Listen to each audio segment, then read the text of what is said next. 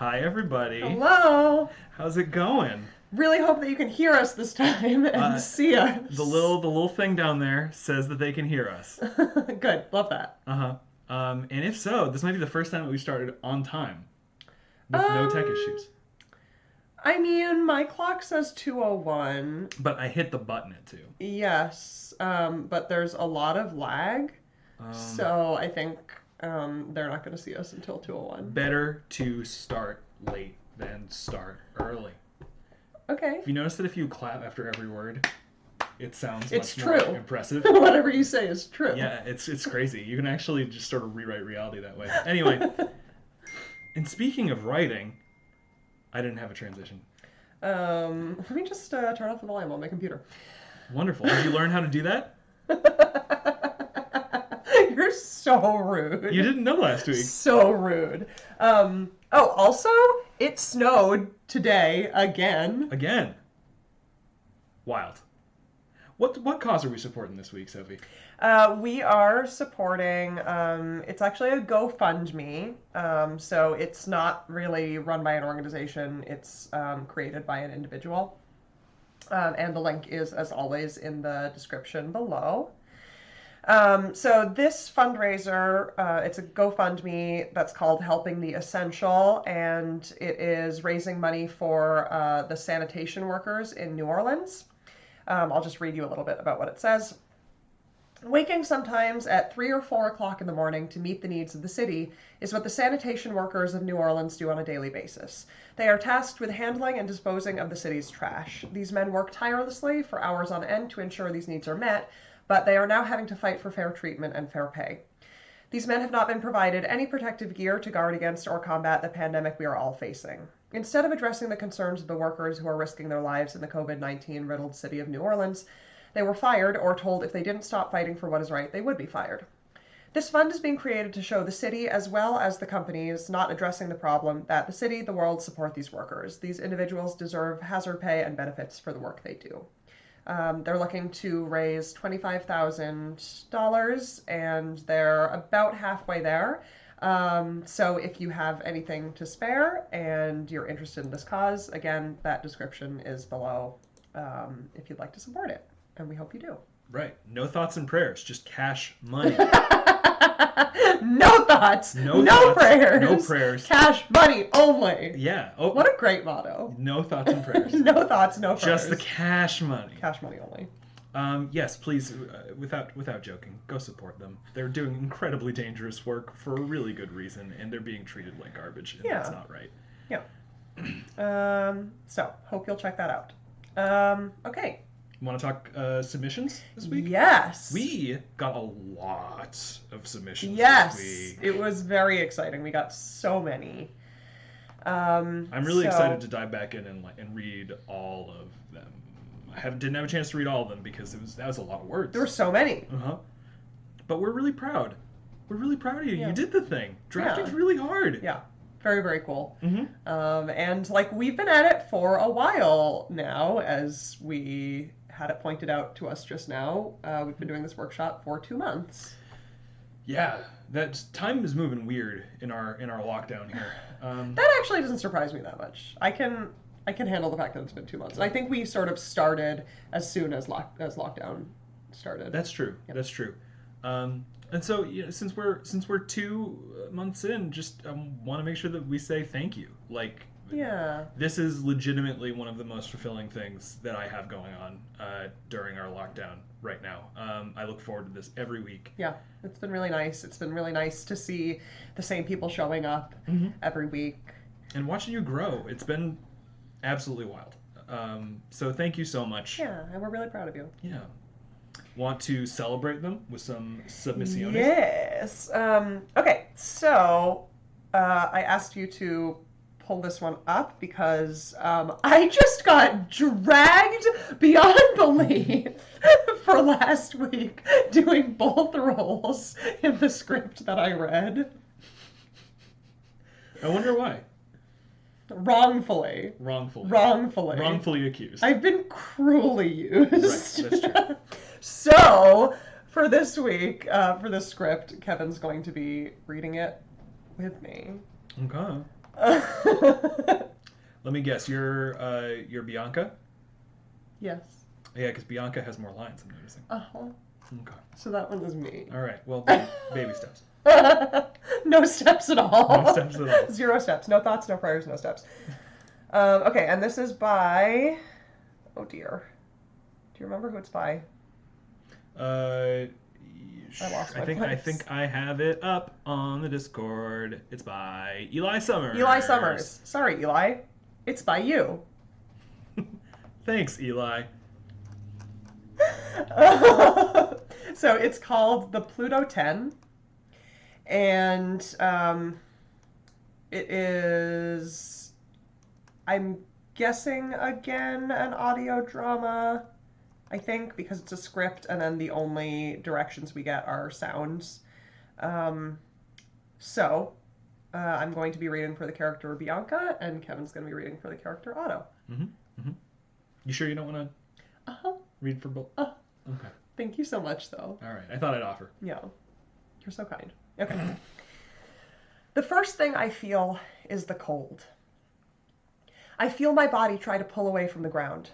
Everything is dark, and I realize it's because my eyelids are closed. I try to open them, but they won't move. Something is binding my waterlines to my eyelids, and for the life of me, I can't summon the strength to break the bond. I struggle to tear away whatever is forcing my eyes shut, but my arms seem to be pinned beneath something extremely heavy. What feels like a metric ton is crushing my arms and hands, and I don't know what to do. What the? I can't see anything. Somebody help me. Somebody, I'm stuck. I don't know what's happening. I feel something slither under my stomach and then jam into my gut long ways. It lifts me up, and the shape of fingers spread out over, I piece together two things. Although I cannot see it, what slithered beneath my body and what is now lifting me up is an arm, a human arm, and the weight pinning me down, the immeasurable gargantuan mass that was crushing my arms, was nothing but my own body weight. Shh. You're going to be all right now, darling. It's all going to be all right. I am set down in what feels like a chair, but might just be a ledge by a wall for all I know. My body sinks into its new position, slumping over weakly. I don't know. I'm Bianca. I'm a communications officer for the Pluto Charter, and I'm really thirsty. Hi there, Bianca. I'm Otto, and I'm just going to wash off the ocular paste, okay? You're going to feel some dampness and pressure on your eyes, but don't worry. It's just water, okay? I mumble a fragile and feel the sharp coolness of the water, the rough, coarse fabric on my face and cheekbones. Bit by bit, I peel open my matted eyes, and I instantly close them. I don't remember how long my eyes have been closed, but I also don't remember the world being so bright. Why does light have to be so illuminating? You're still photosensitive. I was definitely like that the first few hours. Really the first few days, if I'm being honest. What do you mean? First few days of what? Sorry, I don't remember much of anything. What's going on? What happened to me? Oh, I forgot. You must be confused. That's another symptom of prolonged stasis, although really... Otto! You've been in stasis, Bianca. I don't know how long, and I don't know why. I'm guessing you can't remember the months leading up to induction either, can you? No, I don't. Sorry. But, hey, my dad's the chief of medicine on base. He'll know more about this. This is the mess hall. Why is it dark? And why is no one else here? Where is everyone? I was hoping you could tell me. And that's all we got. Yeah, that's a great hook. That is a very good I hook. actually hadn't read that before. We just read it out loud. I know. Whew. Very, very good.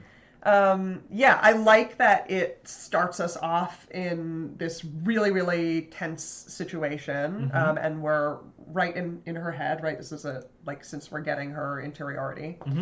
And it's scary, and then we sort of get a mystery introduced. We get a little bit of the setting and what she expected, right? She's the communications officer, her dad is the chief of medicine, and there should be a lot more people, but there seems to be only the two of them, and they don't know what's going on, and they've both just awoken here. And I really like that as a hook. Yeah, and in terms of the techniques that we talked about last time, it sets up expectations and then kind of flips them, right? The way that the scene is structured, you expect that Otto is going to be like introducing main character to this strange world. And then at the end, when it totally flips around... Yeah, he doesn't know anything either. The stakes suddenly rise so intensely, right? So that's really, really great. Thank you. Good stuff. Good job, Eli. The one that I picked out that I want to read is by Lena, I believe. Yeah, Lena.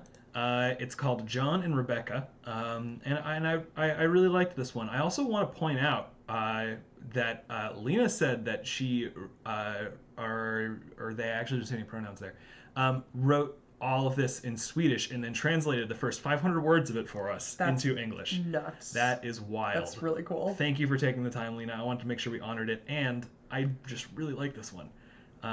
So, you've never asked me about Clara. John looks up from his coffee. Rebecca sits cross-legged on her narrow bed with 2 warm blankets wrapped around her. She looks back at him almost defiantly, refusing to admit that this is an unexpected way to break the silence. What do you mean? John pulls up the zipper on his hoodie.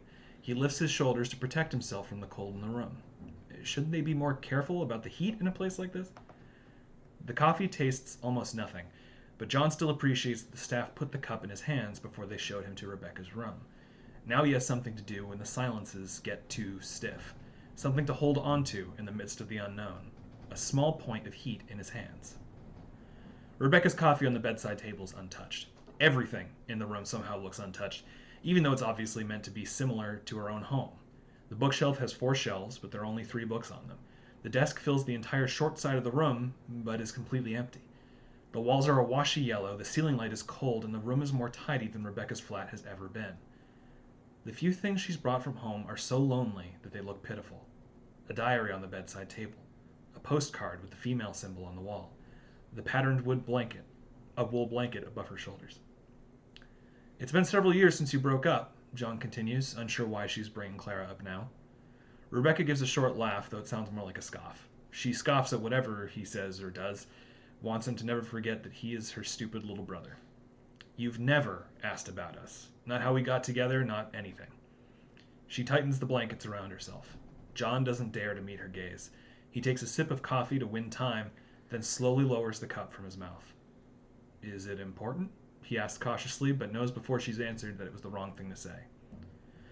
Clara was my first girlfriend. Is that important? He glances at her. She looks at him with raised eyebrows and stiffened courtesy around her mouth. He looks away again quickly. I guess. Sorry. I suppose I should have asked. He shrugs and tries to change his position on the uncomfortable chair. Hey, maybe I should write to Mom and ask when they're coming. Another scoff from Rebecca. He pretends not to hear it when he picks up his phone. Where are you? He writes, hoping that the words don't look as desperate on Mom's screen as they do on his. Rebecca looks out the window.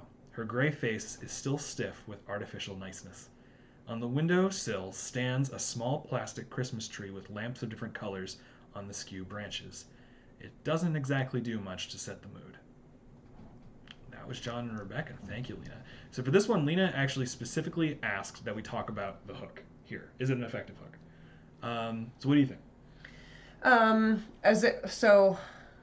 think we can talk about this as a whole, and we should also talk about that first sentence, the you never asked me about Clara. Okay, so are we... Okay, we're looking at just the first sentence. Yes. Is what they're asking. You've never asked me about Clara. Mm-hmm. Yeah, I like that. Because I like that it's a negative. Yep. Mm-hmm. That makes you want to ask questions. Again, it's a little tough for me to say because I don't ever just read first sentences. Right. Actually, my eyes sort of go faster than that, so I'm always looking at more. Why don't you talk about the whole scene then? So what I like about this scene is that it sort of dips you into setting very fast. Yes. And sometimes that can work as what you need. Mm-hmm. Just being very much in the scene and knowing exactly where you are. Right, especially because this is setting that establishes characterization and tension. This is a really tense scene, and we also learn a lot about Rebecca. Every sentence is doing double duty here. Yes, and it's a lot about what's not being said. Yes. And I think actually that first sentence sets that up well because it's a negative, and then this whole scene is about what's not being said, mm-hmm.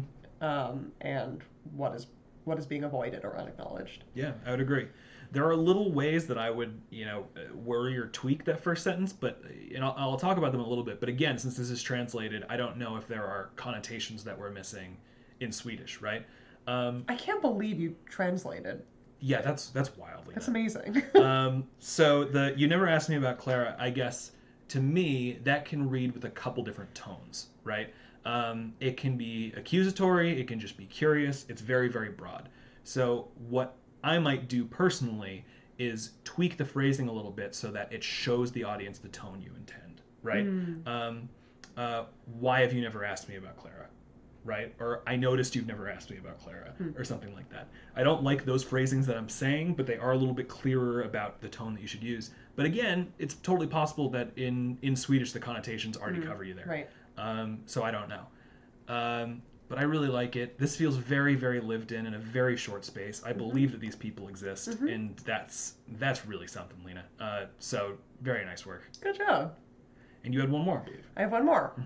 This one is by Casey, and it's called Outlaw Ada.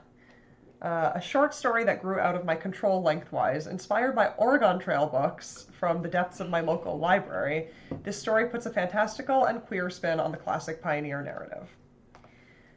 So this is the segment we get of Outlaw Ada. The stranger's camp smelled like cigars and rosewater, barely masking the signature Dunesville scent of wild ostrich manure. Her wagon was fitted with the standard red canvas cover, and the raggedy yak attached to its front looked meaner than a rattler in beans stew. A scorched dent in the ground marked last night's cooking fire, a freshly washed coffee cup lying close by. All in all, it was a clean camp, if a bit rough around the edges. Much like its owner, whose calico skirt was now soaking through with blood. "Easy, girl," she panted, leaning heavily on Alice. "I'm in need of a lie-down right quick." Alice nodded. She struggled to wrap her head round what had just happened. It wasn't the robbery that had shaken her. She'd seen her fair share of crime living in Dunesville. No, what rattled her was the woman who had pulled a knife out of the bosom of her dress and took down a pistol-toting man. "Could you ease me over to the wagon tongue, girl?" she asked. Alice nodded and helped her sit.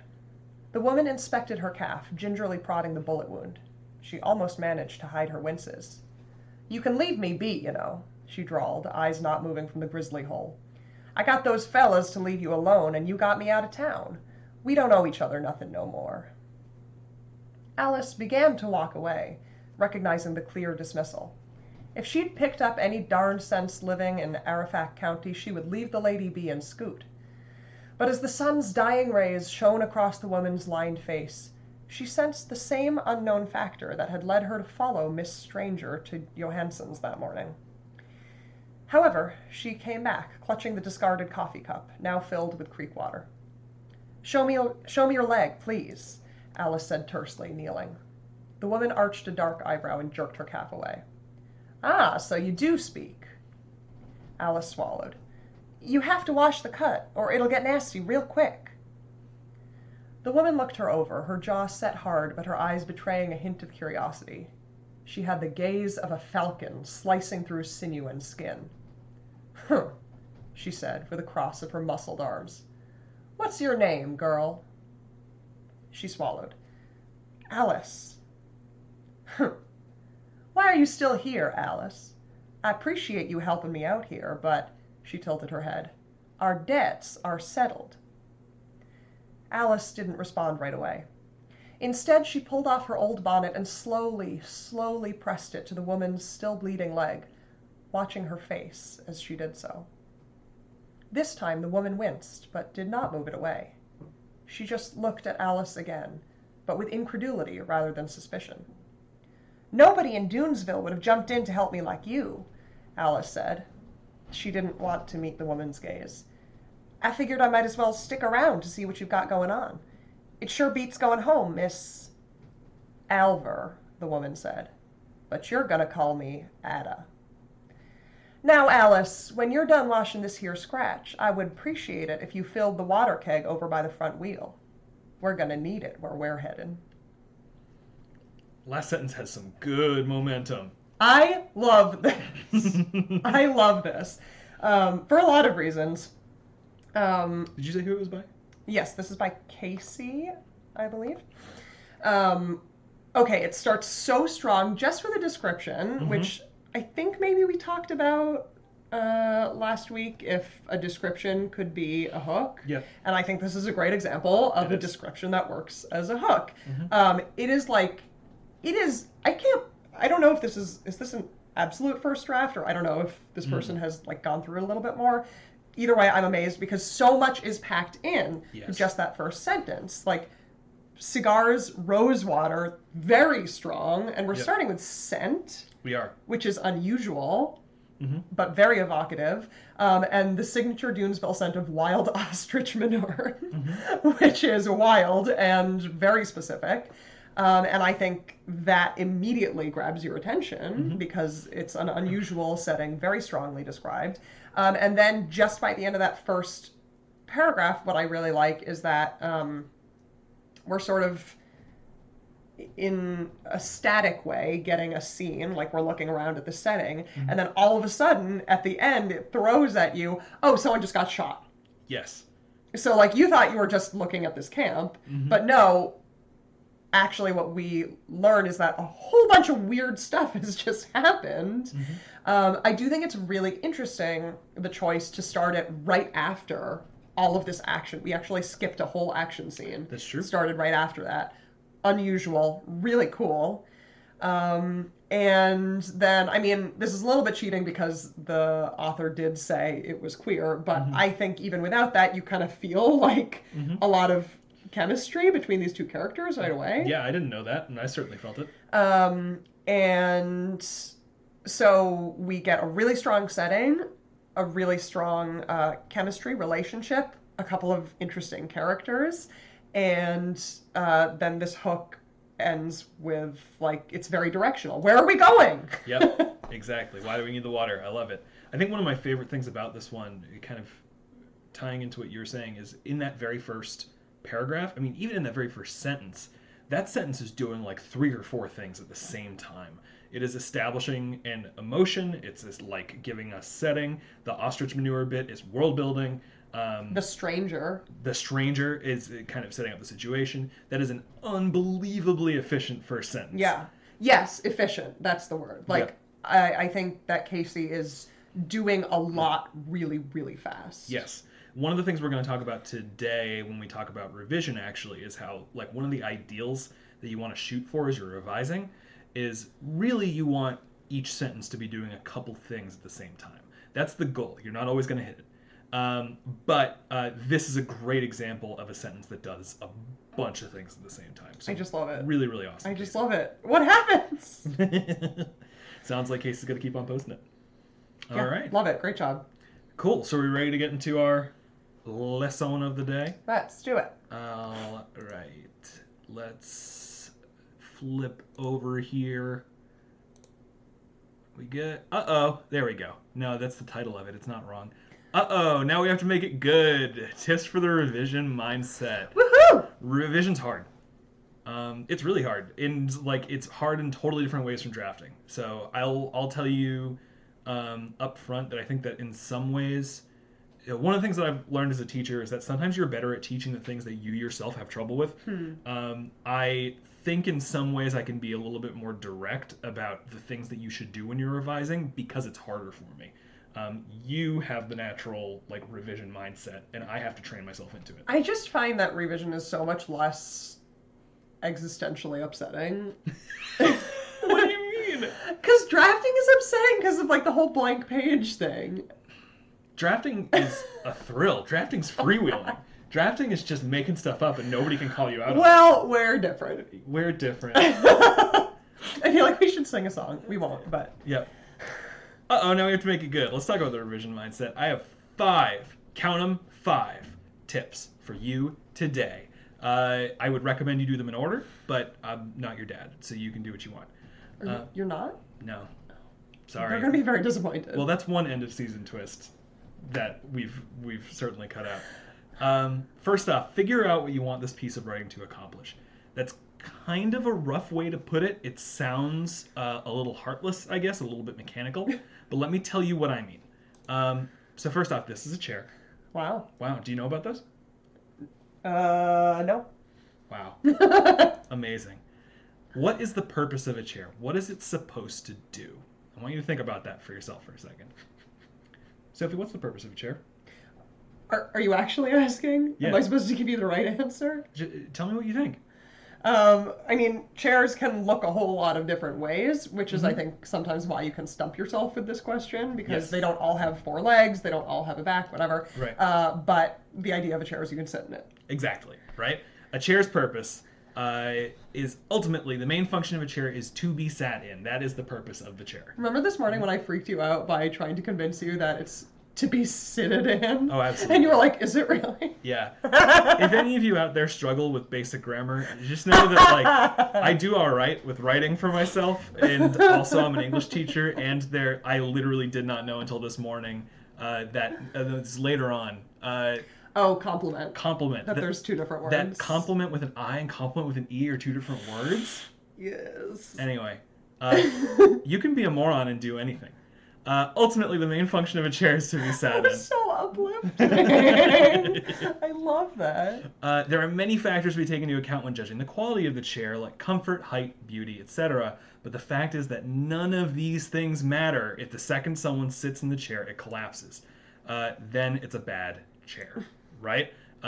We don't care how fluffy it is, how tall it is, how pretty it is, if you try to sit in the chair and it injures you, right? I'm hearing that part of the PowerPoint is cut off. Part of the PowerPoint's cut off to the right. Let me see. Oh, no, it is. Let me fix that. All right. Is that better? It looks like it's better. Cool. All right. All right. So, with that in mind, right? Purpose of a chair is to sit in it. Is this a good chair? If this is a little small on your screen, this is an ancient Egyptian chair refurbished in a museum, totally behind glass, right? If the purpose of a chair is to be sat in, is this a good chair by that definition, Sophie? Well, you can't sit in it. Right, exactly. This Egyptian chair has been restored, put in a museum, and put on display, and we appreciate different things about it as a result, its historical significance and aesthetic beauty. Is it a good chair by our definition? Not anymore, really. Right. But is it a good work of art or a good museum exhibit? Absolutely. The thing that has happened is that its purpose has changed. It is something else now, right? That's important to think about as you are looking at your story. The purpose that you started with may end up changing. And if you are trying to convince us that this chair behind glass is a good chair, we're all going to ask, why can't we sit in it, right? If you are taking your story that's clearly good at one thing and you just want to sit in it. And you just want to sit in that story. I've had stories like that. Then you just need to adapt to what your story is now. And we're going to keep coming back to that, okay?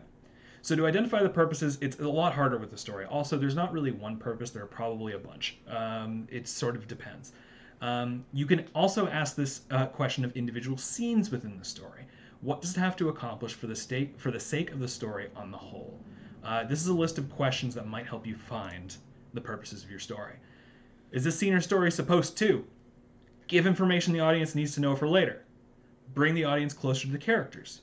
Raise the stakes or make the audience tense so they won't stop reading? Create some kind of emotion in the audience, horror, laughter, suspense, etc. Make the audience think about a question or idea?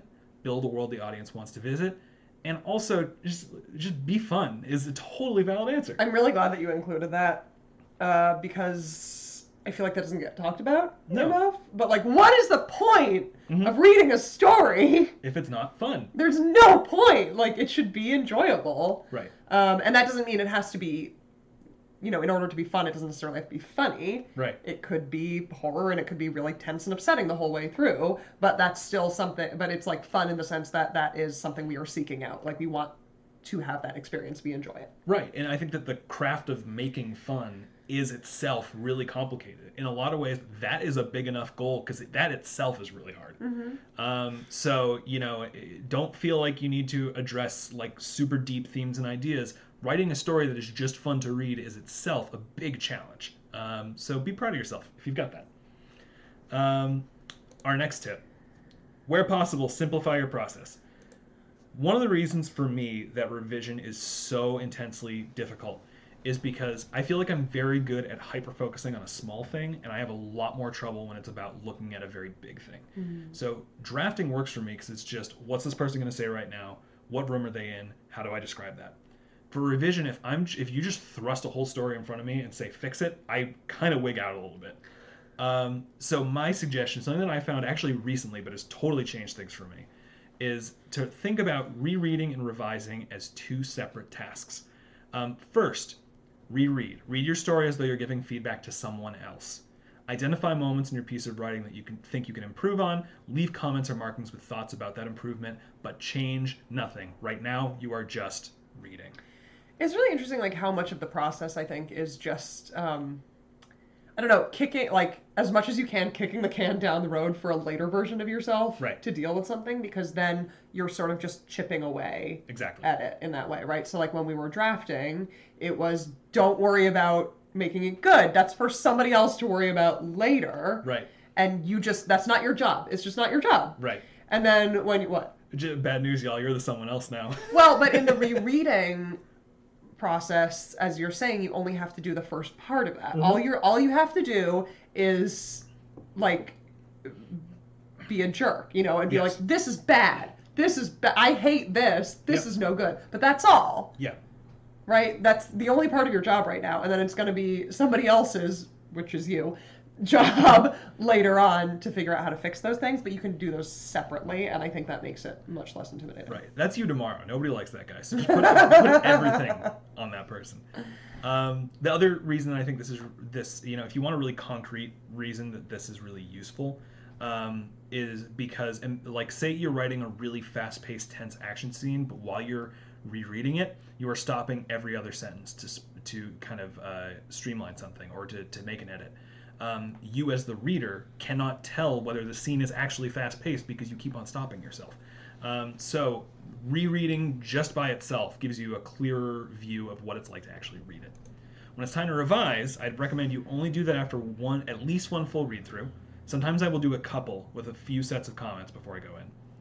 Jump to the comments you left and solve them as individual puzzles one by one. The temptation's very strong to look at a comment, say, I don't know how to do that, and just flip to the next comment, and then suddenly you're just reading all the comments and nothing's happening. Try to solve each of them individually. If you've been on one for a while and you're genuinely stumped, you can move on to the next one and make the one that you were stuck on tomorrow's problem. Well, also it depends a little bit on the nature of the comments. Exactly. Like, sometimes you won't be able to address them sequentially. Exactly. Because they could have to do with structure. I think another one of the things that makes revising so much more palatable for me is that I am much more logically minded at my core than I think you are. And it's, I really like that you phrased it as solve them as individual puzzles. Yeah. Because that's a lot of what I do, I think, is like, okay, well, we know we have to get from point A to point B, and given those parameters, there's a limited number of ways that we could do that. Right. And if we want to make it fun, there's an even more limited number of ways that we could do that. Right. And so I find that very useful. Yeah, absolutely. Where, to your point, my mind is very, like, random associative. So for a long time, actually, before you started giving me, like, intensive feedback on my writing, the problem that I would have often is if there's a problem in my story, I would try to fix it by adding something else. Which just makes it tangled. Sometimes you have to untangle you. Exactly. And then reread the story or scene when you're finished with your revisions, add more comments, the process continues. Third thing, you probably need to cut a lot out. It is a pet theory of mine that, so in his book On Writing, Stephen King tells a story about how the first response he ever got from a publisher was literally just a note that said, final draft equals rough draft minus 10%. It is my pet theory that Stephen King would be not only a good storyteller, but genuinely like one of the literary greats if that editor had written final draft equals rough draft minus 50%. Because I really like his stories, and they just end up being weighed down by a lot. This is why determining purpose is useful. It helps you decide what can stay and what can get cut out. Unfortunately, I like it, or even my audience seems to like it, is not a good enough reason to keep something in your story. Audiences are impatient, rightly so. There are a ton of stories out there. If they can get more impact out of another story much faster, why would they stick with yours? It's kind of a brutal way of looking at it, but it's also why catching and keeping audience attention is really one of the hardest and most important things that you need to do as a storyteller. But this does not mean that your writing needs to be super, super sparse and, clipped. Even verbose and flowery writing styles are efficient in their own way. Their priorities are just different. Well, I actually think that submission that we read is a good example of this, because it's and the last one, Casey's, which is not especially sparse in its writing style, but as we were pointing out, it's very efficient. It is. Right? Like, every sentence is doing a lot of things. Yes. And like, I think honestly, like, no matter how long what you've written is, it's always good practice to go in and see what you can cut. Definitely. That's also, like, that's why I'm so much funnier on Twitter, I think, is because, seriously, because, like, I have a very limited number of characters to use, and, like, I'll often be very annoyed because, like, in my first draft, what I had to say was longer, and then it's funnier because I have to, like, cut out so much more. It becomes punchier. That makes sense. So, and Twitter's good for something. Not much, but something. So what to cut? These are two categories of things that you want to think about cutting. That which goes against your purpose, and that which adds nothing to your purpose. So, asides the confuse the mood of a scene that go against the purpose of a scene, like a tragic death scene that's interrupted by an A+ joke, which lessens the feeling of tragedy. Sometimes a really good joke during a tragic death scene can make the tragedy feeling stronger. If it's the, like, dying person who does it, etc., right? There are a bunch of ways to cut that. But if it is lessening that feeling, it probably needs to go. Right. If someone rips a sick fart at a funeral, that isn't supposed to be awkward and hilarious, right? Probably not a great move. An intense action scene that's interrupted by a long monologue about a central theme, this is extremely common. You've got to be very careful of this. There are moments in an action scene where you can slot this in if the audience has been, like, super high impact and they just need, like, a minute. But in general, you want to watch out for that. Or a touching moment between a parent and child that's interrupted by a long description of how hot the parent is. My brain is not in that mind space. Don't do it. Don't do it to me. Things that add nothing to your purpose are harder to identify, but they're much more common. So they're interesting, but they interrupt the flow of information or emotion during a scene, like extensive description of setting during a big reveal that has nothing to do with the setting, world-building details in an important character moment, and just in general using two descriptor words when you could just use one. My rough drafts are full of, like, this character looked blank and blank. And one of the first things I do when I reread is I take out the and blank. It's just done. Bye. I think that, one could do this in two separate passes, if it helps you to just have, like, two different mindsets, because I think that the mindset for that which goes against your purpose is you're looking for things that stick out to you, like rough edges that feel bad and that you want to take out, whereas when you're looking for that which adds nothing to your purpose, I honestly think it can be useful to go through a draft with the mindset of look at every single word and sentence and be like, could I cut this? Right. Like, you're hoping to cut everything. Yes. And unless you can give yourself a good reason for why, no, you can't cut it, then cut it. Right. One of the best, like, editing practices that I ever had was there was one time when I had to read a story out loud that I wrote in front of a group of people. And I was told ahead of time I would have 7 minutes to read the story. So I wrote the story, I cut it down, I read through it out loud. It fit 7 minutes. It was great. And then I got there, and the person who was, like, kind of emceeing the event announced that all the stories were going to be 5 minutes long. So as I was reading, just skipped paragraphs, and then later on, when I was looking at it, I was like, if I could skip that paragraph when I'm reading, why is it here? Right. Right? So really think about how to cut down. There is a counterpoint to this that I want to think about, though. If you're cutting everything you like, then maybe the purpose isn't what you thought it was. I was doing some research for this lesson, as I always do, and I came across this quote, which includes "murder your darlings," which is a very, very widely used piece of advice when it comes to revision. And it's useful to a point. So it says, or do you want to read it? Yeah. I knew you would. Yeah, I do. Murder your darlings is a popular piece of writing advice. For example, let's say you wrote a poem that is supposed to be about a sunset. However, once you turn your critical eye to the newly finished work, you notice that in the middle of your sunset epic, there is an elaborate description of a moon landing that has nothing to do with the rest of the poem. To complicate matters further, the moon landing is your favorite part. It stretches on for pages in hard-won verse that took you several months to tease out of your tortured soul. Nevertheless, this is where that old maxim comes into play. You must murder your moon landing description. And that's by Seth Freed. That was published in Tin House, and I've got the link there for when we post it later. I disagree with Seth Freed a little bit, and here's why. If you set out to write a poem about a sunset and ended up with an awesome poem about a moon landing, why would you keep the bad sunset poem and lose the good moon landing poem? Keep the moon landing, lose the sunset. Remember, this is very difficult to keep in mind because we can be very, very stubborn about our initial plans. But remember that the goal is not to make the thing you planned. The goal is to make something good. You know, that reminds me of another very good piece of writing advice from somebody who is now persona non grata, which is for good reason, but the advice is still very good. It's from Louis C.K. Right.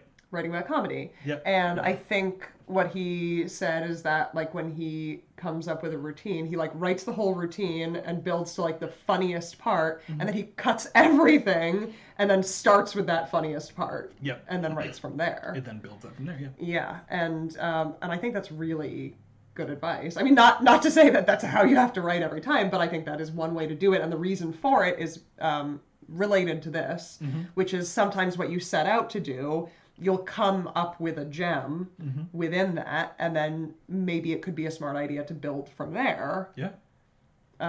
Rather than letting it be. That is one of my favorite pieces of writing advice from a human pile of garbage. But yeah, it's good advice, and like I never think that we should throw out good advice even if it comes from bad people. Agreed, right? You can take the wisdom of bad people and use it for good. And it's great advice. So, for example, if you want to talk about a case where we thought we were writing one story and we ended up writing another one, The Moonlit Hermit was not originally about the Moonlit Hermit. We bring this one up so often. Yep. Because I think it's so relevant to the writing process because it went on for so long. There were so many drafts. As we're doing our lessons on revision, I imagine that this one and like Angel of Brahma are going to come up a lot. Because those are some of the ones that, like, the first draft was bad, just straight up. And it was all in revision that it ended up good. Right. Do you want to talk about this one? Well, so I remember this one went through a lot of sudden noise from the kitchen. Our sink is yelling.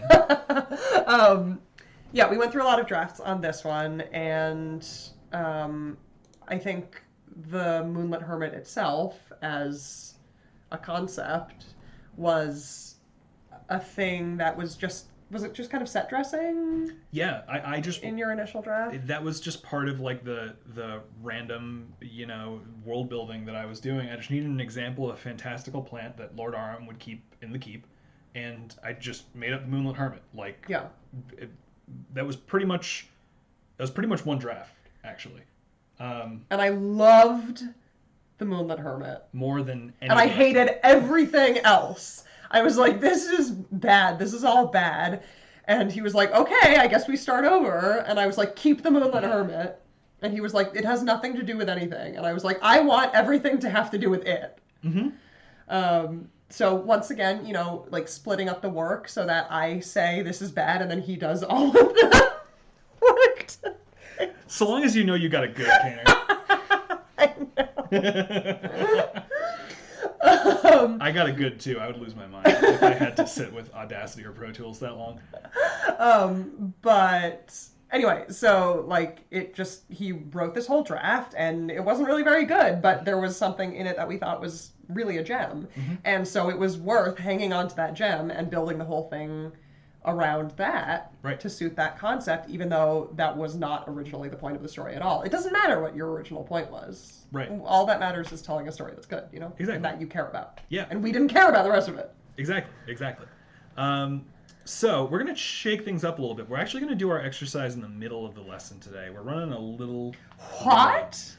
We're going to do our exercise in the middle of the lesson today, and because this exercise is about cutting down, so I wanted to do it after we talked about cutting down. Here is what we're going to do.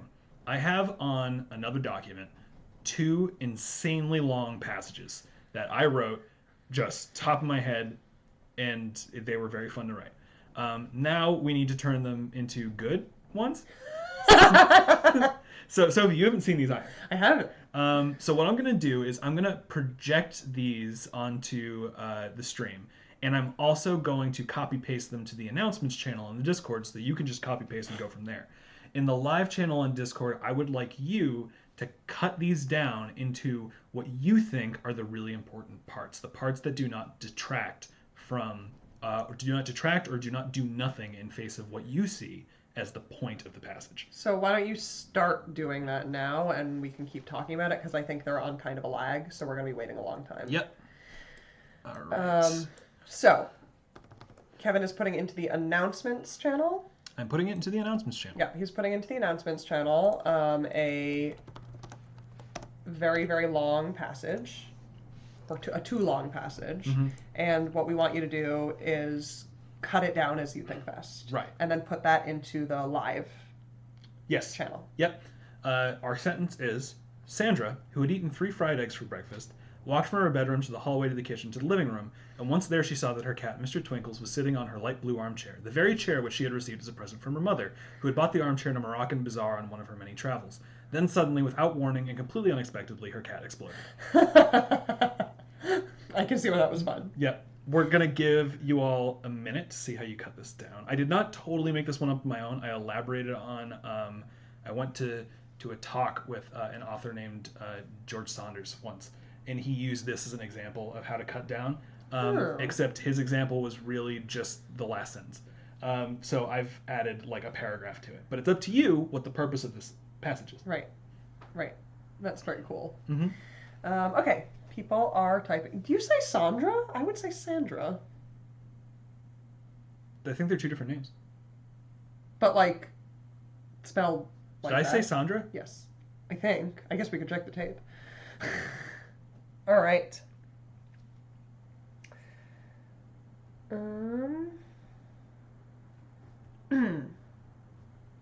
Okay. So we're getting some answers. And y'all go to town on this thing. Like, yeah, you can cut it down as much as you want to. Okay, so we have a lot of variety in length. Yes. Already. So Min-Max Munchkin says, Sandra walked from her bedroom to the hallway to the kitchen to the living room, and once there, she saw that her cat, Mr. Twinkles, was sitting on the very chair which she had received as a present from her mother. Then suddenly, without warning and completely unexpectedly, her cat exploded. Whereas Kiara/Ray says, Sandra walked from her bedroom to the living room. Her cat, Mr. Twinkles, was sitting on her light blue armchair. Without warning and completely unexpectedly, her cat exploded. Nice. And Kiara was worried that would be a little extreme, but that's close to what I would do. Yeah. Actually.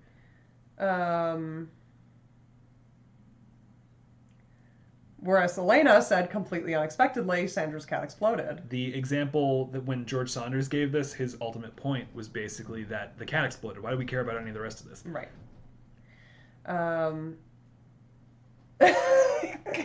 That's really good. This is very funny. Claire's says, well, Sandra's cat just exploded on her mother's armchair. Yeah. So good. That's good stuff. Yeah, so we had a lot of submissions, and I could see this going in different directions because, like, the first thing that came to my mind was also basically Sandra's cat exploded. Right. I will say, actually, I feel like then suddenly, without warning and completely unexpectedly, is supposed to give you room to cut down, but I actually kind of like it as comedy. Yeah. Because that, like, redundancy, I think, is extremely funny, actually, so I probably would keep it. And then, depending on where you wanted to go from there, like, if her mother is going to be relevant in any way, I think her mother, who had bought the armchair in a Moroccan bazaar in one of her many travels, that actually, if that's going to be relevant, is pretty efficient. Like, it tells you quite a lot about the mother, if she's going to be important, really fast in the context of a setting description. So if that was going to be relevant, you could keep it. I think that a lot of people are cutting stuff like walk from her bedroom to the hallway to the kitchen to the living room. I think you could make an argument for it? Yeah, no, I was going to say you could just cut out all of it because her bedroom was not, I mean, at least in this context, her bedroom wasn't even relevant. Right. We certainly don't need to know where she came from. So I don't see why it matters. Yeah. And we definitely don't need to know, like, all the places she hit in between where nothing happened. Yeah. But, yeah, people are doing it very differently. Some people have kept it pretty long. Some people have made it extremely short. And the thing is that it just depends on what your purpose is. Right, you're all right. It's not that whoever got it shortest did the best or anything like that. It's that as you all are cutting this down, you're demonstrating different priorities. We love an assignment where everyone gets it right. That's English Teacher 101. We love that. It's funny that you brought this up because you're right. I wrote this in here to be like an easy cut. But it's hilarious. It adds to the humor, which is a purpose that I did not think about. So I created something that ultimately had a purpose that I was not. Well, you know me. I think exploding cats are hilarious. That's true. We've done this before. Let's take a look at our next one. This one's a little bit longer. And just a little bit longer. And in this one, you really can't. Let me copy this over. In this one, you really can't keep the whole thing because it doesn't make any sense. So, this is a story about my uncle's cat, Boris. My uncle was going to the store to buy some milk from Boris when he was stopped on the street by a wandering ronin, which is a samurai without a lord. Luckily, my uncle is an American Kempo black belt, and also luckily it is illegal to carry a katana in public where my uncle lives, so the ronin was forced to use a big stick instead. The battle raged on for hours, and my uncle even had to pull on some lessons he learned in Aikido, which is a separate branch of martial arts created by Morihei Ueshiba in the early 20th century that focuses on self-defense without injuring your attacker, because he respected the ronin and did not want to kill him. Boris is the fattest cat I've ever seen, but he jumps incredibly high, and his favorite place to sleep is the 8-inch gap between the top of the refrigerator and my uncle's ceiling. When he's there, he squishes as flat as if he had no bones.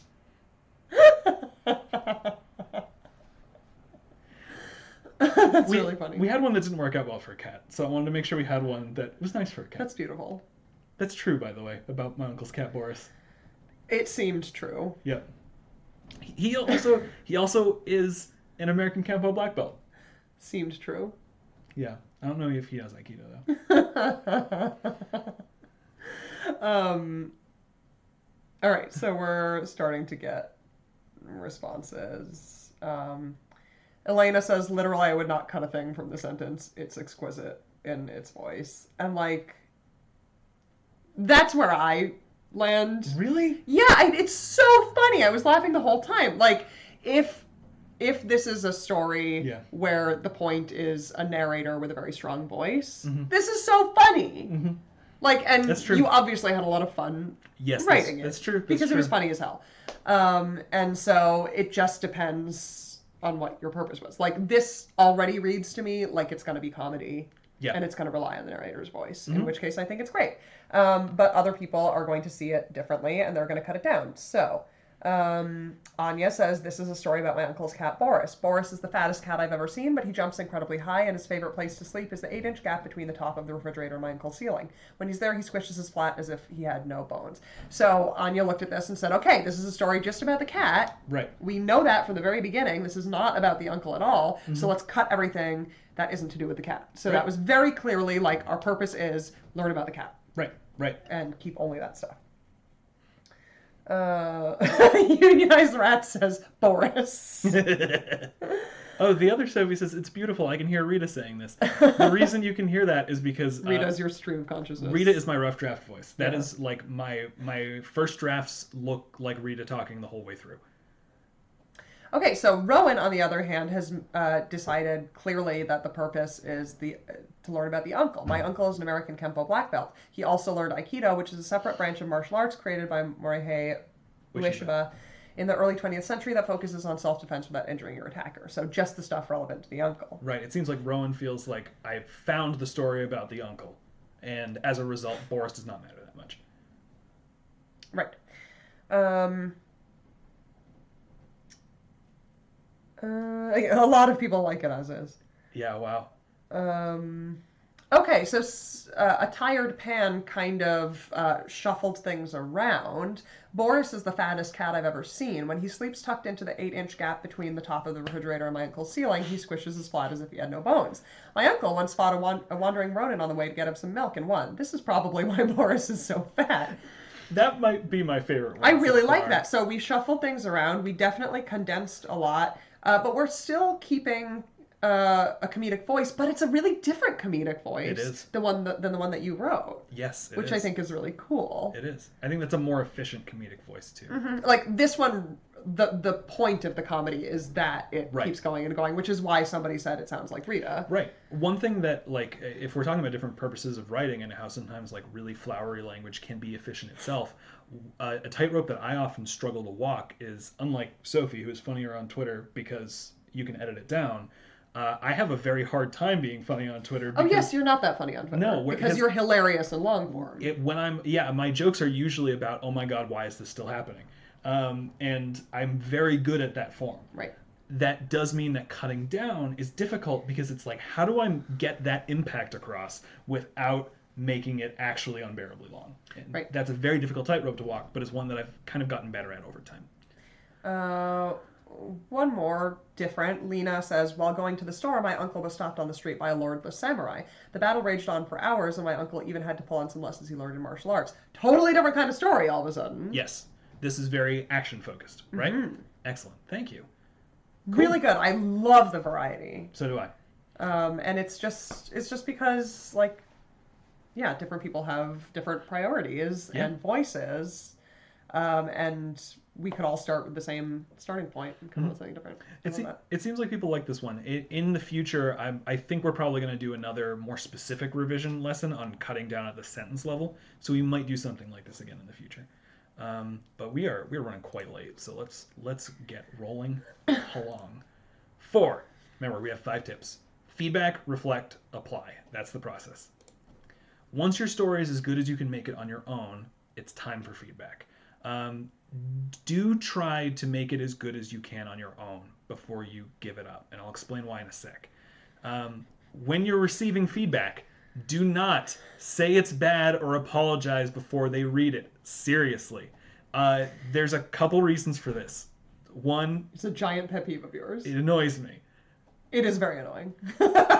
But 2, legitimately, when you're doing that, I think that, like, I've had this impulse too, and very often it is you want to put up an emotional cushion, so that, like, other people don't think that is what you think is good because you can see flaws in it. Right. But the thing is that once you do that, you are essentially telling the other person, like, don't take any of this seriously, and B, you can't actually tell me what's wrong with this because I've already injured myself, right? You can't hurt me if I hurt myself first. And that's not useful. They can't give you feedback at that point. You need to be proud of what you make, and you need to be proud of giving it to somebody else so that instead of having I know it's not good enough conversation, you can have an actual conversation about what is good about this, what am I doing well, and what can I keep on doing. It's just a good life lesson. Yes. Just don't, like, pre-apologize for your existence. Show up like you're supposed to be there. And crown it. Do not preface the story before they read it. Let them discover it on their own. This is part of the reason it's so important that you make it as good as you can on your own before feedback. Before Sophie reads any of my drafts, it's at least second draft. Unless I'm really, really stuck on a small section, and then I might have them read it. But the reason for this is you, as the writer of the story, the one thing that you can never, ever, ever get is the experience of reading your story for the first time. That's not available to you, which means that giving other people the opportunity for that experience so they can tell you what it was like is precious. It is golden. And you can also only get that from each reader once. So you need to be very, very careful about when you show it to the reader, and you don't want to taint the reader's thoughts about it ahead of time. You want to imagine, okay, the reader is like any other person in a bookstore, opens the book, there's the story, right? You are not there to preface it. Also, don't bother the reader while they're reading. I put that one in for Sophie because I do that a lot. And I know it's annoying. That's just another good life lesson. Just don't bother readers. Just don't bother them. Yeah. I'm sorry I hover when you're reading my passages, Sophie. That's okay. Do tell your readers about what broad concerns you have, but only vaguely. So we have a couple of script editors like on our staff, Graham Turner and Melissa DeJesus. Melissa also plays Kuan Yi. So when I send them emails, instead of saying like, this is what the story is about, I'm concerned about this specific moment, I will say things like, this is a little bit too long, help me find places to cut down. Or this story goes through a major change partway through, I'm worried the transition doesn't work, can you help me out with that?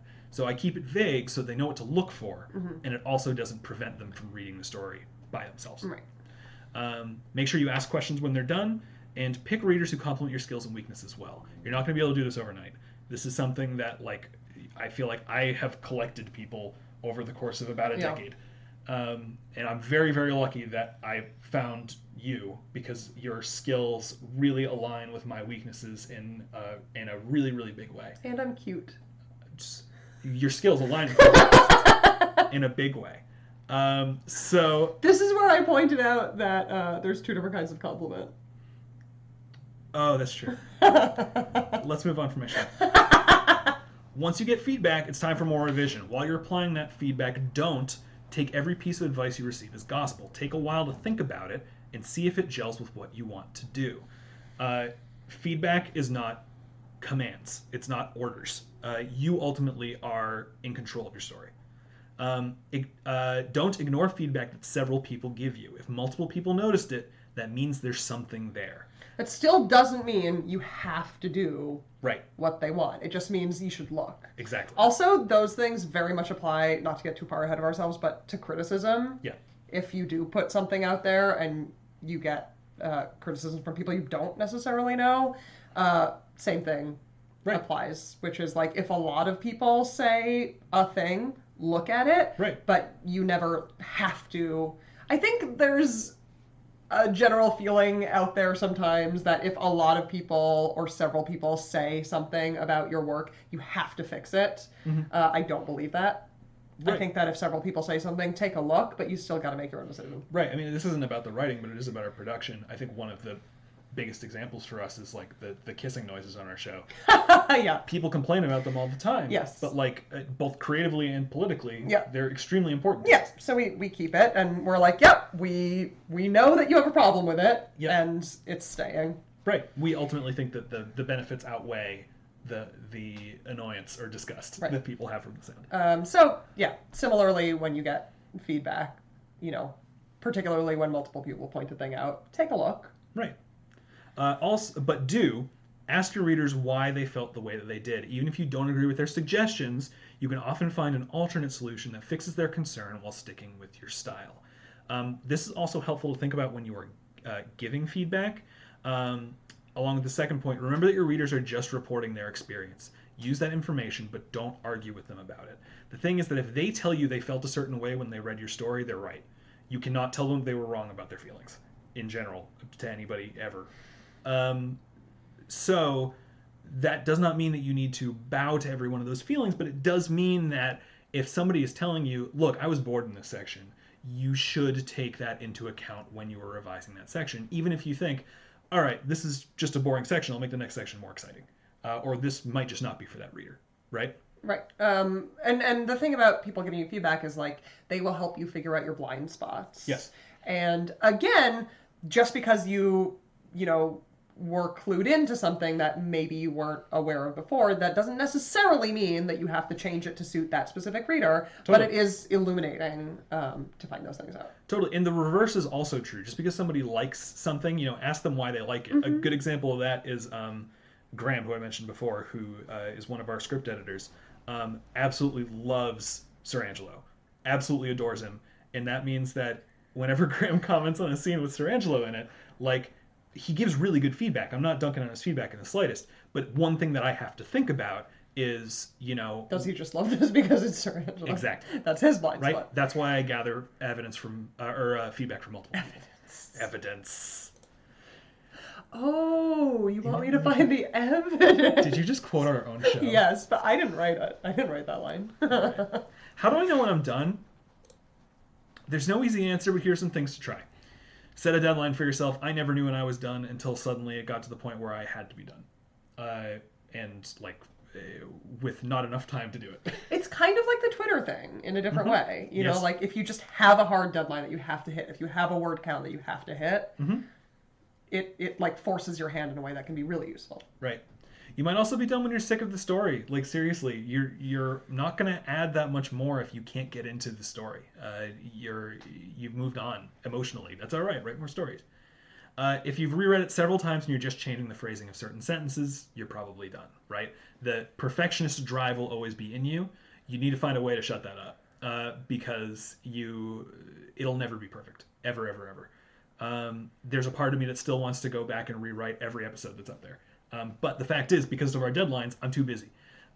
So I can't do it. One of the reasons that Murderous Mask 4! I refuse. That's the only episode I don't want to rewrite because I found out that rewriting them actually blows. If none of these things are happening, you probably need a break. Come back to the story in a few weeks or fall in love with another project before you come back to revise. Sometimes a story just means too much to you for you to go and revise it right away, or it's just too painful for you to go and revise it right away.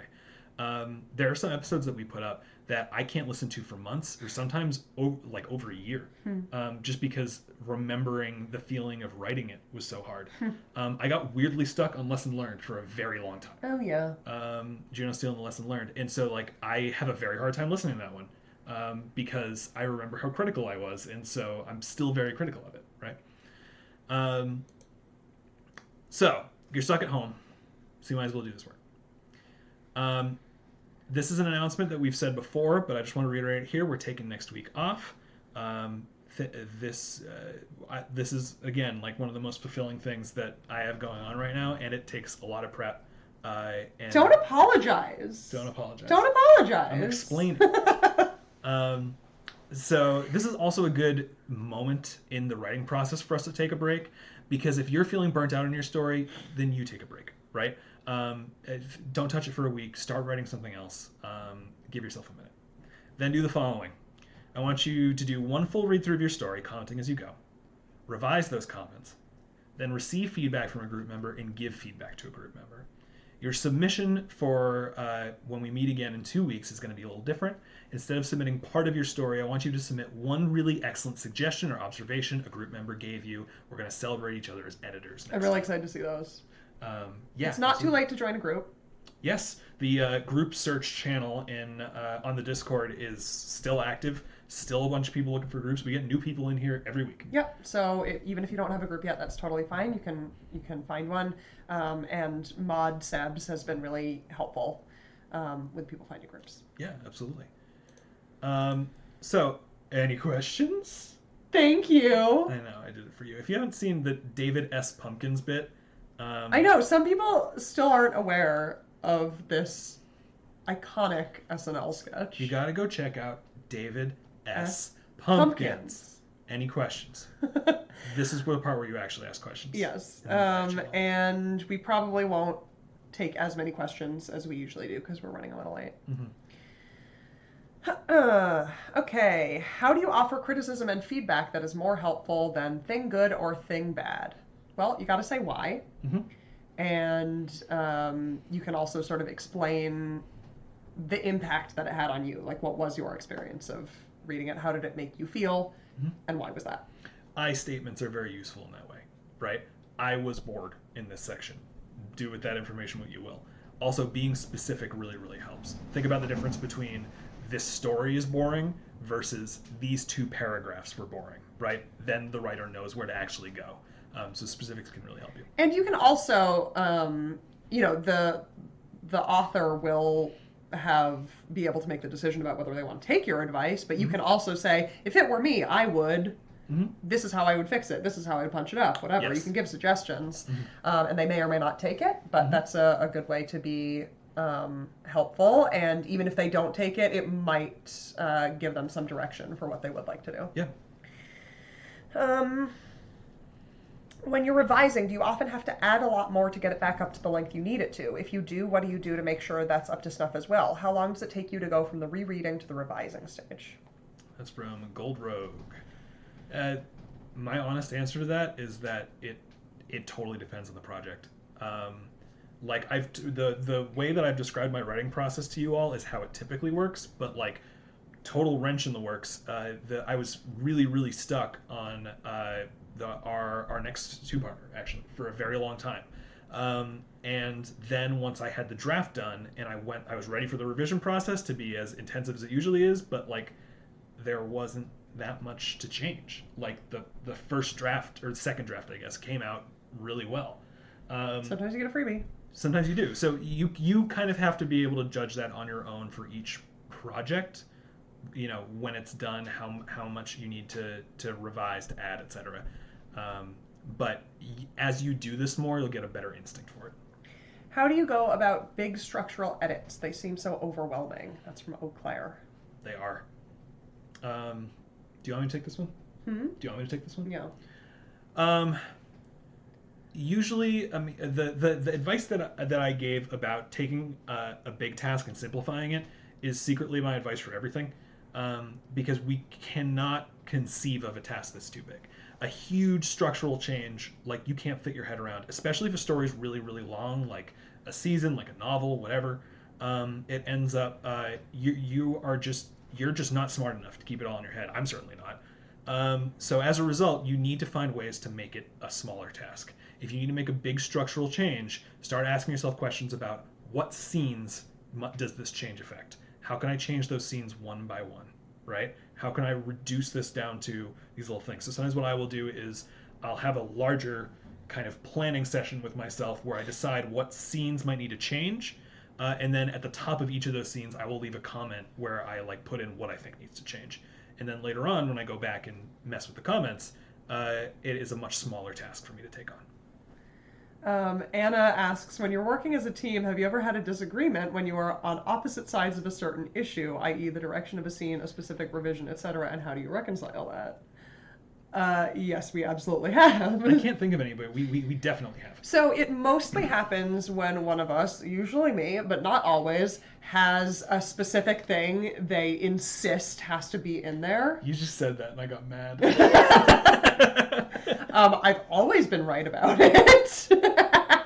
That's why I got mad. But those are a lot of our big set piece moments. Yeah. And like, but sometimes it happens with you as well, that like you'll have a specific thing you really want and I don't like it. Right. So usually it happens when it's like one of us really wants something to be there, right, and the other one isn't into it. Mm-hmm. And I think the way we usually deal with it is that we both kind of have veto power. Mm-hmm. So nothing stays in unless we both love it. And if one of us doesn't love it, then the other one has to sell us on it. Mm-hmm. And until we get both get excited about it, it's not allowed to stay. Exactly. I mean, often the way that works when you have the demand and I end up applying it is I will tell you to your face no.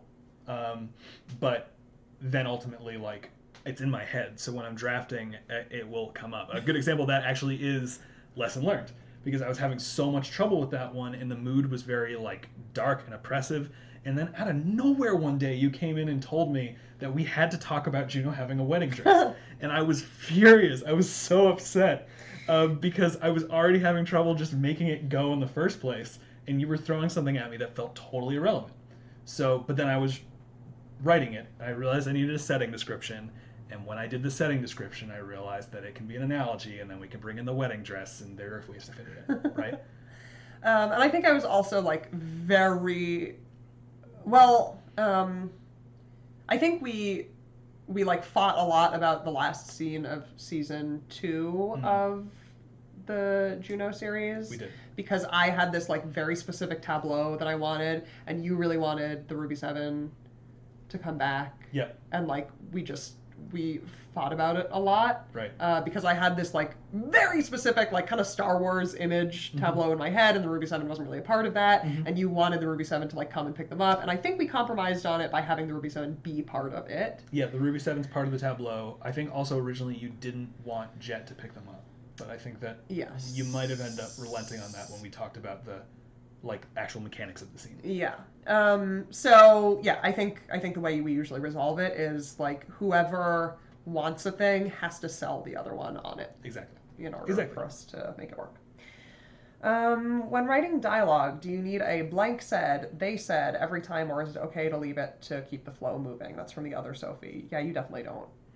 You don't need it every time. Sometimes if you have long tracts of dialogue with a lot of that, it might be a sign that you should actually be cutting down your dialogue. And putting some description. Yeah, exactly, right? We don't need, at the beginning of a conversation, for two characters to say hi to each other, for example, right?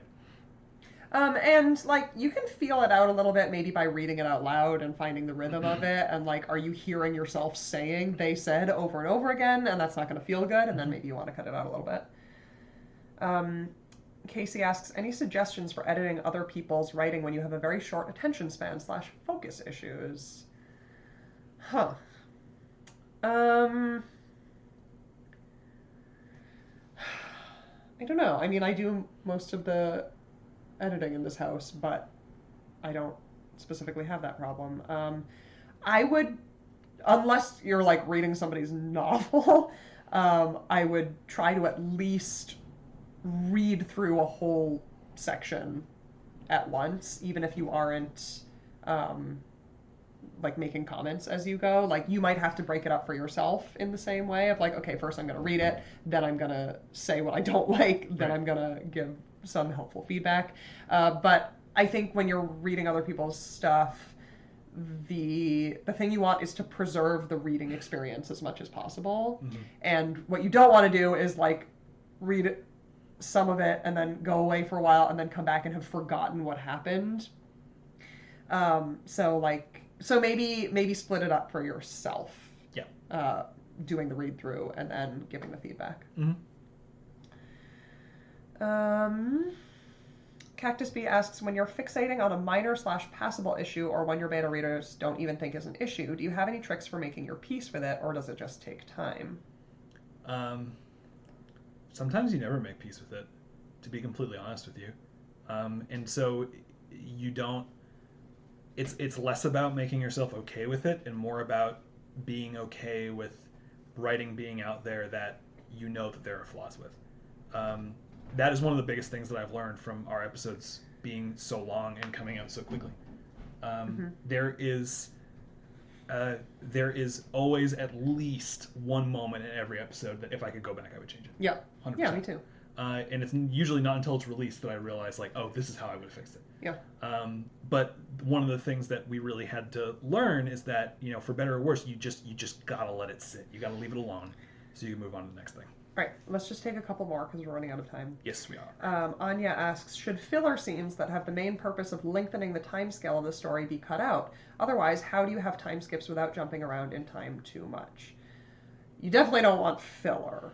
You don't want a scene that the only purpose of it is to take up time. Yeah, you definitely don't want that. It's fine to jump around in time. I mean, obviously, I don't know exactly what your situation is, but inherently there's nothing wrong with jumping around in time. Yeah. A lot of fantastic stories jump around in time a lot.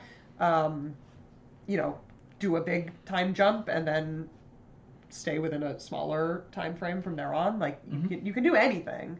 I think what's more important is the relative tension in the story. So I think the only reason you might want to be careful about time skipping is in terms of how that affects tension. Yeah. But if you can keep, that general framework that we talked about in one of our first lessons, I don't think it matters. And, I guess counterpoint, like if you think that a scene is just there for filler, really look at it again and ask yourself, like, is this scene doing anything else? Sometimes it's enough for a scene to just bring us closer to the characters, sure, or to establish a location as a place that we have an emotional bond with, or anything like that, right? It could be possible that you initially wrote it as filler, but you ended up making something cool. If you can't find anything, though, the scene's got to go. Anna says, how do you decide what world building information to keep in a scene when you know you'll need it in the future, but your readers are seeing it as an unnecessary piece of information? Well, you have to make it... I mean, if you're going to need it, you need it. Yeah. But then you need to make it fun. Like, you have to describe it in a really interesting way. One of your biggest tricks, and this is relevant to mystery writing in particular, but it could be anything where like information is going to come up later, even if it's not specifically a mystery. Is use comedy. Yes. You do that a lot. And you will camouflage things in what looks like a joke at the moment, and the listener will let it pass by because they're like, oh, that was in there to be funny. It made me laugh, and they won't blink at it. Right. And then it will turn out to actually be relevant. One of the examples that comes to mind is way, way back in Prince of Mars. Like, we had a mystery where the solution had to do with a teleporter, but we were in a science fiction setting, and we needed to establish to the audience that teleporters aren't a thing. So I think that the exchange ends up being like, Juno tells Rita that teleporters are something out of science fiction stories, which is a joke. You think that we're just like playing with you, but it turns out later on that's really important. Yeah. There are tons of ways to backdoor it like that. Make it fun. Yeah. If you have to keep it, you have to keep it. And also really ask yourself if you have to keep it. I mean, one of the biggest changes that happen, I'm going to drive everybody nuts right now when I say this. Sure. One of the biggest changes with the original version of Moonlit Hermit versus the version that we got is that the original version was a lot more explicit about a lot of world building things that ultimately we just didn't really need. There was a lot of really direct explanation of how magic works in the Second Citadel in the original Moonlit Hermit, which I know now, and I have it inform everything else, and so as a result it kind of gets drip fed to the audience over time. But the fact is that You said drip fed. I didn't. You said it. I didn't do it. You said it. Drip fed to the audience over time, and my train of thought's totally gone. Thanks, Kenny. It's probably more interesting that way, because even if it's a cool world, and I think it's a cool world, let me sit backwards on my chair. A lecture's not cool.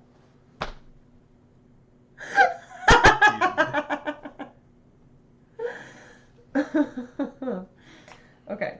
I will take one more. I see somebody typing. But maybe they stopped typing. Okay. Shriyazazim asks, any advice on how to handle time skips? On rereading, they always seem too sudden.